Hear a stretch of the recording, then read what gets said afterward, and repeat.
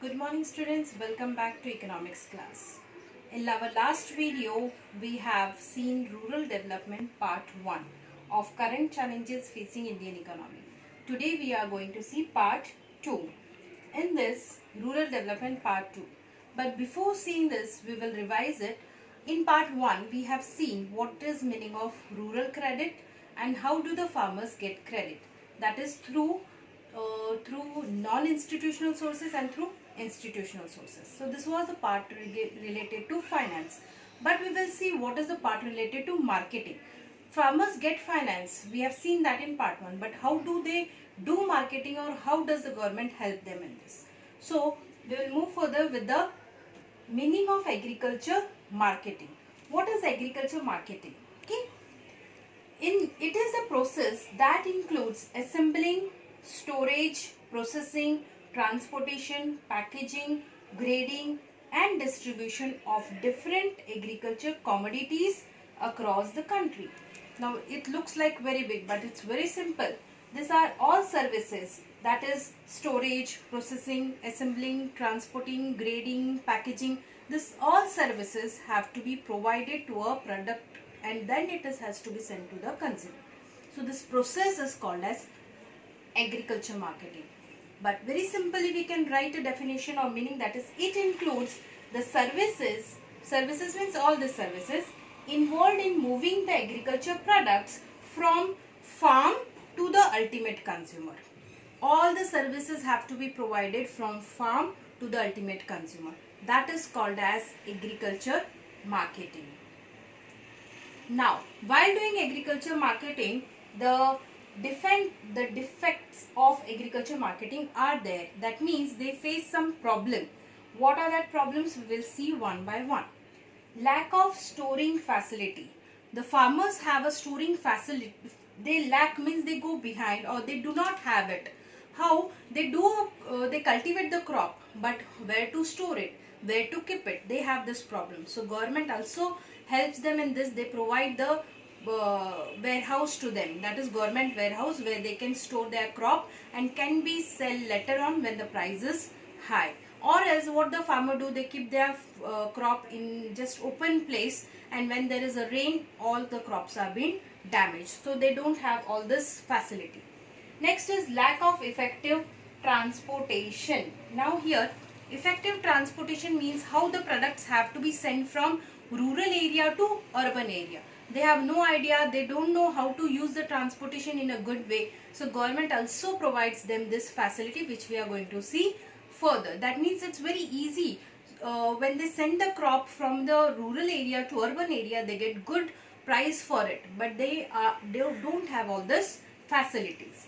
Next is lack of marketing information in farmers. Here farmers do not have the marketing information, that how to make their product available in the place where there is a demand for their product. So they don't know how to do with the demand and how to do with the supply. If demand increases, they have to increase the supply, but they don't have all this knowledge, and plus they don't have information where there is, in which place this product has been demanded. So they are not able to sell the product at a good price. Next is lack of adequate finance. Here the government is also providing them a good finance facility. That means government is giving them credit facility, which we have seen in our part A. So they provide them finance with a low rate of interest. Next is malpractice in unregulated market. Malpractice means we can say that it is illegal, improper way it is done. In which market? Unregulated market. What is unregulated market? Which is not controlled by government or not controlled by the organization. So these are the defects or the problems which the agriculture marketing face. We'll move further and we will see here the majors of agriculture marketing. Okay. Now here the first one is regulate market. What does the regulate market means? Which is controlled by, or we can say controlled market by government or by the organization. Here they control means they decide the price, and according to that demand and supply has been controlled.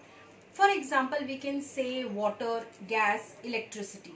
Actually, this regulated market was established in our partial privatization. You already are aware about privatization, globalization and liberalization. Now let's move further. Cooperative Agriculture Marketing Society. Now you are aware about what is cooperative society. So here 10 or 20 people, or that means 10 or 20 farmers come together and they form a cooperative society and they buy in a bulk and sell in a bulk. What do they buy?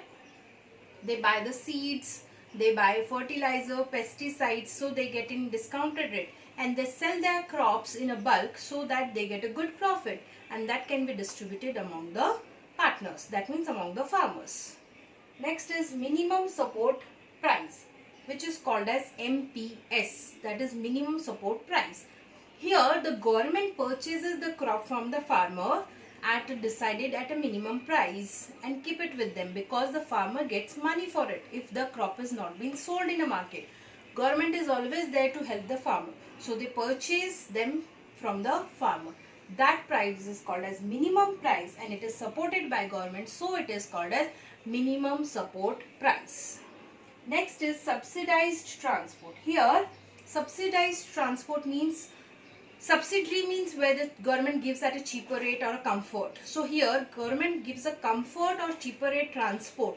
So the goods will be easily available from rural area to urban area. There will be connectivity from rural and urban. So easily the goods can be transferred from one place to another and the farmers can get profit. Next is public distribution system, which is called as PDS. Now distribution system means it has been distributed to a public. By whom? By government. In what way? By giving them ration cards, which is also called as BPL card, below poverty line card. We have studied what is poverty line, in which the population is divided into two parts. One is poor and other one is non-poor.